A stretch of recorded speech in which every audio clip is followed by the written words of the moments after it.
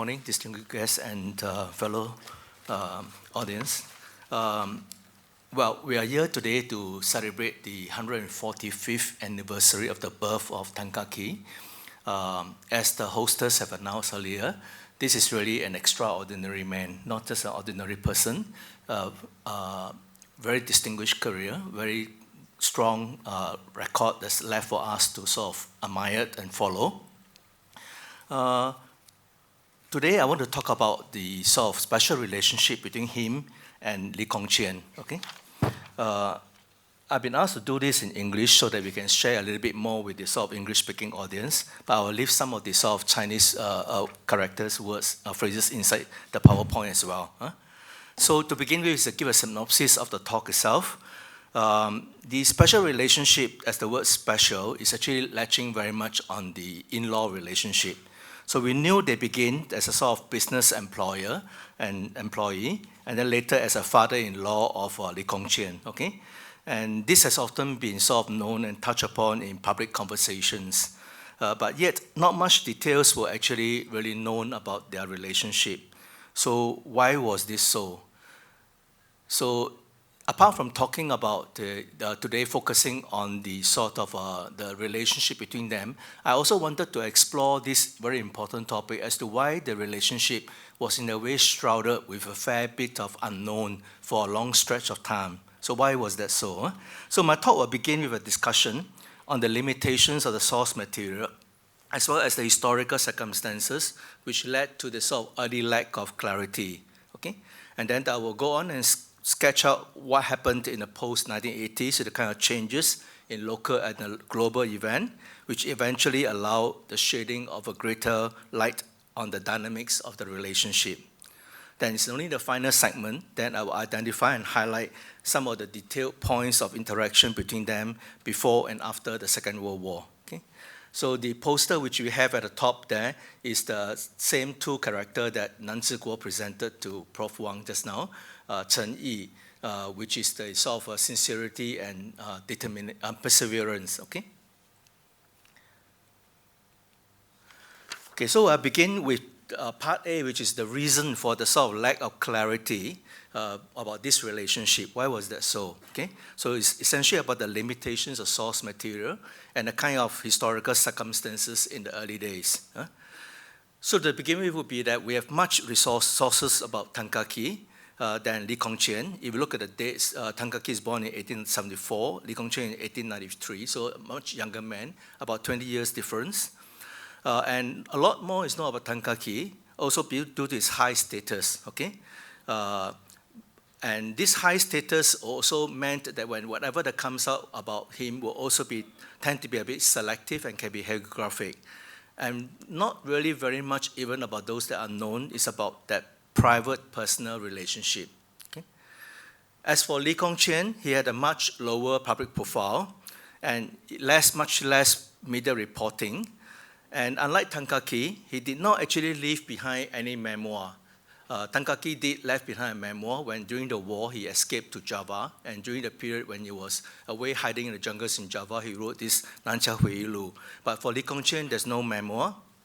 And his 40 boxes of donated personal items to the National Archive of Singapore had also unfortunately gone missing. Okay?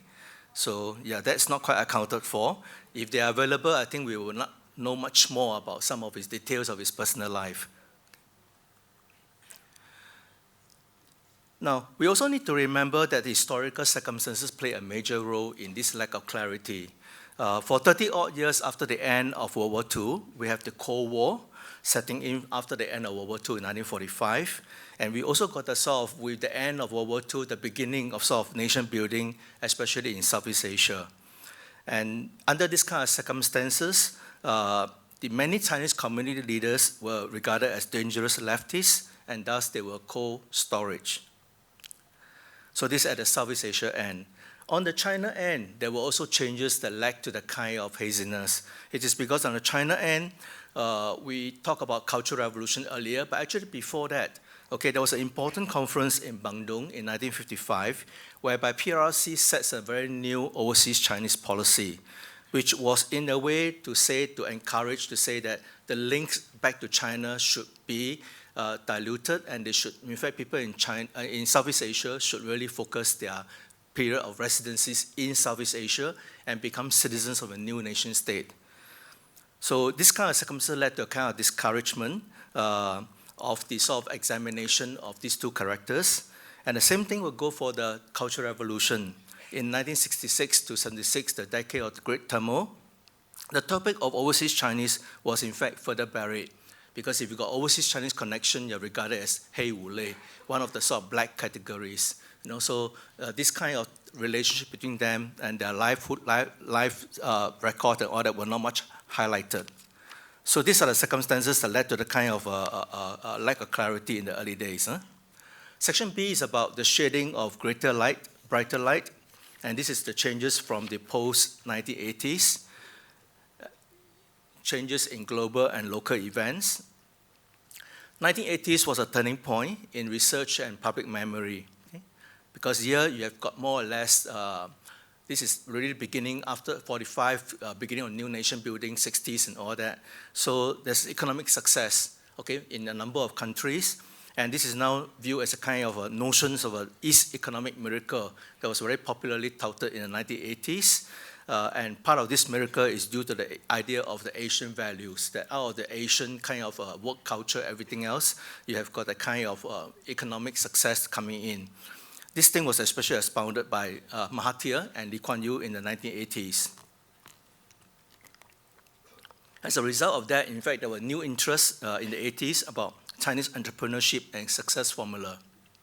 So if you go to the library and look at the records of publications about these two men, in fact, much more books, publications were churned out from the 1980s onward because of this change in context. And suddenly there's this interest about the East economic miracle and how these two gentlemen can play a role in that. In fact, Prof Huang mentioned at the Lu Shang, the ideas of Confucian merchant, you know, whereas Confucian culture, normally you regard mercantilism is one of the worst thing to do, right? 士农工商, the sang is the last of the category. But from the 1980s, this word Lu Shang becomes very popular, combining Confucius with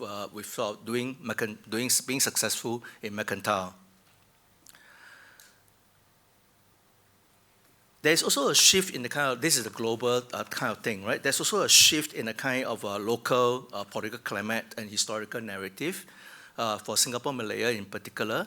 From the 1950s to the 1970s, we got a PAP coming into power from 1959, self-government, and then combining in Malaysia in 63 and independence in 65. So throughout the stretch from 50s, 60s is actually a period whereby the ruling PAP gained increasing dominance and very much focused on two things. One is developing this economy, the economic agenda, and secondly, in defeating the political left, because the PAP has sort of separated from the left wing, and which became the Barisan Socialists, and it was on its own and trying to defeat them. Okay, so that is why Tan Kah Kee, Lee Kong Chian, and Tan Lak Sai, the three gentlemen in the picture there, okay, they are so increasingly receded from the public discourse. Just now we talk about granting national citizenship to Tan Kah Kee. That is a bit misplaced in a sense because the right person to consider re-granting nationality to is actually Tan Lak Sai, because he has got citizenship, he stayed in Singapore, but he was stripped in 1963 because of his tussle with the PAP. So that's about restoring nationality is actually more to Tan Lak Sai than to Tan Kah Kee. Huh? Yeah. So this is a receding from public discourse. Huh? But 1980s is a change, right? Because I talk about 1980s being a turning point. 1980s is a change because by then Singapore has got a sort of firm economic foundation. And by then, the Barisan Socialists opted not to take part in parliamentary election from 68 and all that. They're sort of increasingly isolated and defeated. But there's also new worry about Western decadence because Singapore society is becoming more westernized. So the hippie culture, the drug culture was a bit worrying. So this is why the PAP actually had a policy reversal from the 1980s, a reversal back instead to the issue of ethnic roots. In the past, they used to discourage this search for ethnic roots, linking back to your China civilization, Indian civilization, and all that, and all this changed from the 1980s. So this is why one end result among many is that in July 2008, you have got the first major conference on Tan Kah Kee and Lee Kong Chian. And this is the third photo on the screen here. This is the 2008 conference for the first time ever being held on Tan Kah Kee and Lee Kong Chian and opened by the Prime Minister Lee Hsien Loong. So this is local. The third part is to go back, sorry, I missed one part. So this is the second part. I talk about the changes on the local scene. The third part is about back to the global scene. Another very important global event change is Deng Xiaoping coming to sort of back to power, not to power, but back to power after being purged during the Cultural Revolution. So there was this third plenum being held at the 11th Party Congress in December 1978, where the policy was being announced of market reform and the opening up of China. Okay? So this opening of China and the market reform was very important. It led to a renewed interest and the re-evaluation of the overseas Chinese contribution. Okay? Many overseas Chinese were sort of encouraged to go back and contribute towards this change in China, as well as talking about the past as well, giving a sort of re-evaluation. So there were many Chinese publications being issued on Tan Kah Kee and Lee Kong Chian from the 1980s onwards because of these three reasons. The shading of brighter lights.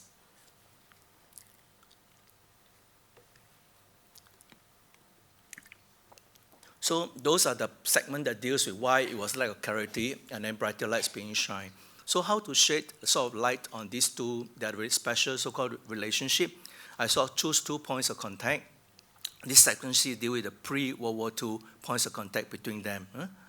So the first point of contact between them when they met and know each other is actually quite unknown, okay? But now there's a legendary story because these two men have become so big in historiography.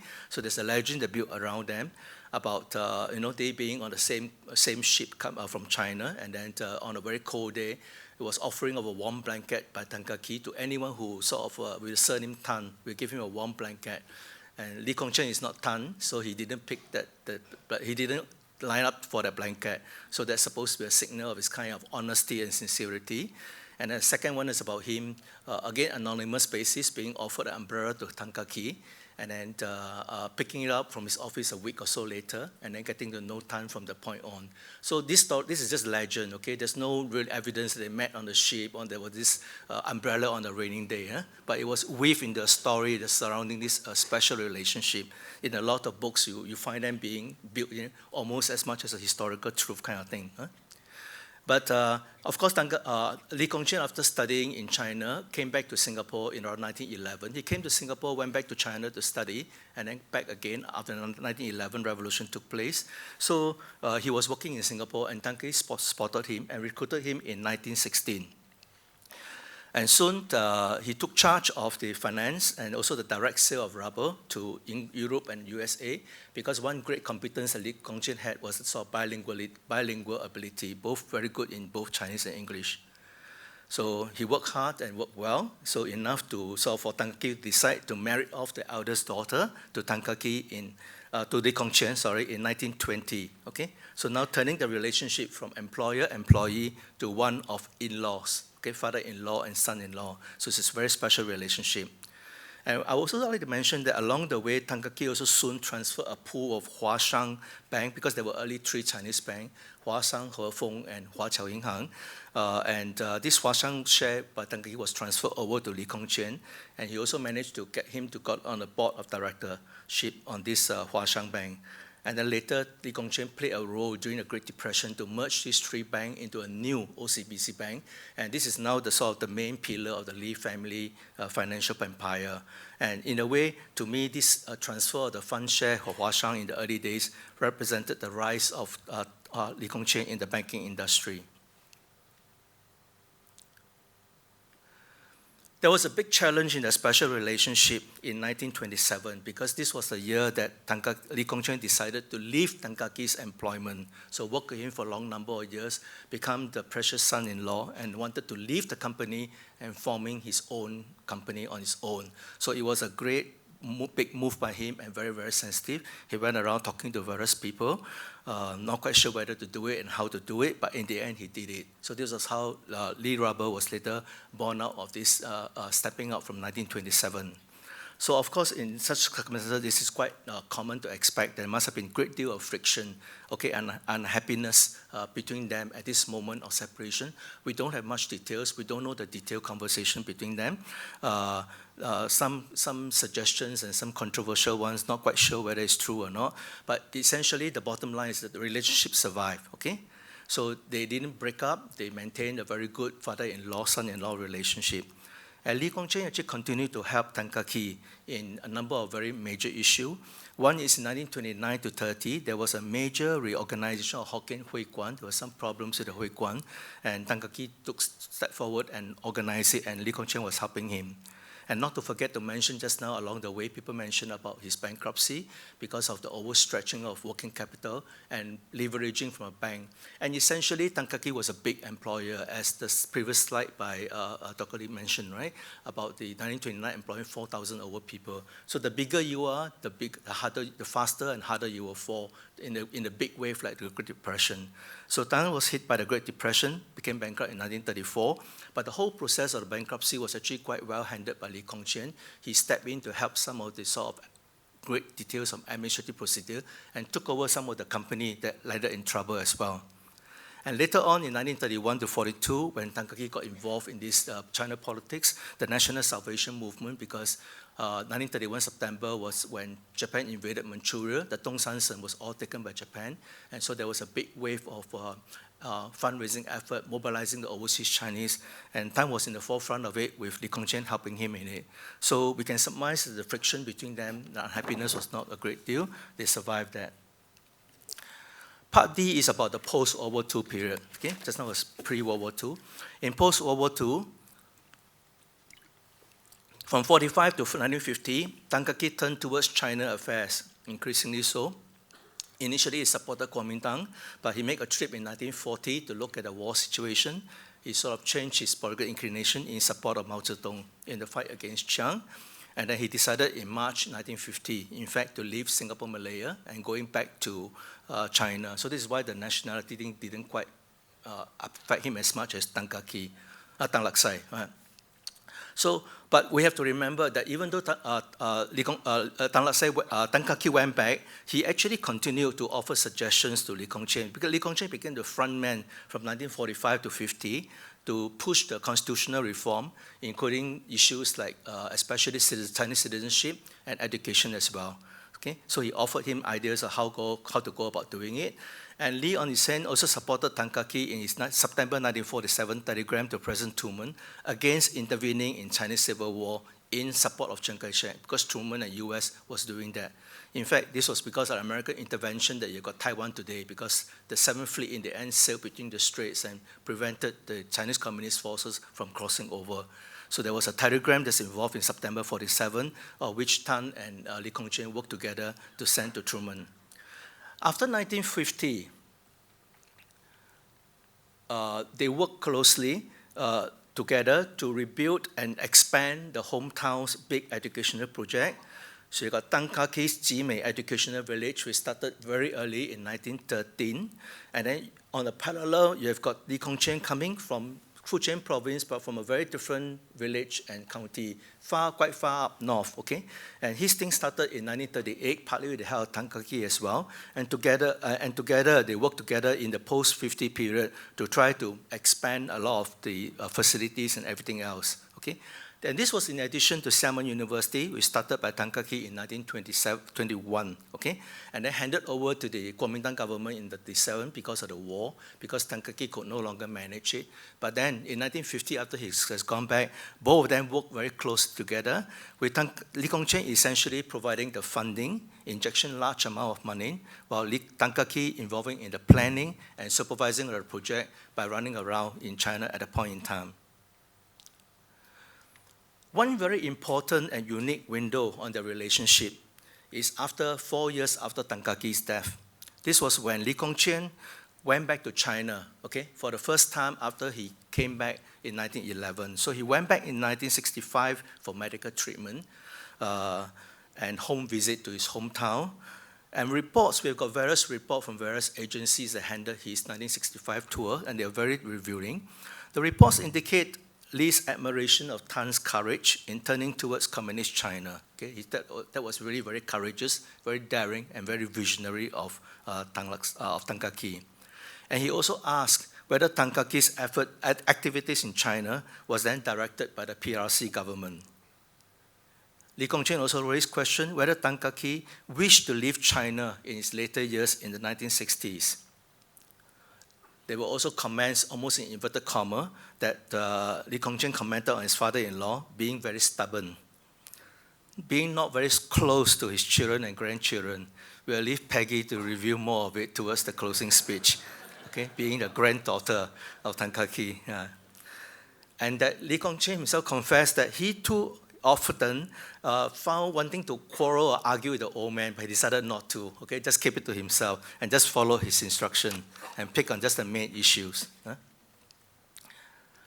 So I will conclude in the final 1 minute, which will say that this presentation has actually attempted to increase the transparency of that special relationship between Tan Kah Kee and Lee Kong Chian.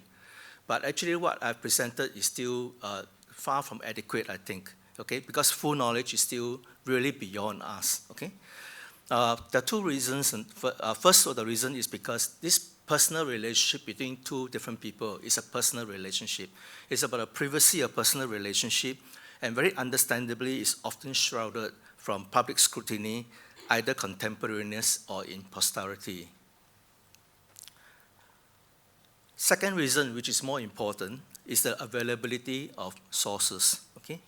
The precious archival documents of state documents at various levels, in both places, in China, at different levels, they have got all those documents, in Singapore especially as well. They are mostly very carefully preserved, apart from the 40 boxes that were lost. That's still a pain in me, okay? But overall wise, what I'm trying to say is that all these documents that were so carefully preserved, they remain very tightly guarded, with very limited access given to academics and interested citizenry researcher. And I'm arguing that this sad situation should and must change in the near future in order to encourage more open knowledge of key historical personalities in Singapore and abroad. Thank you.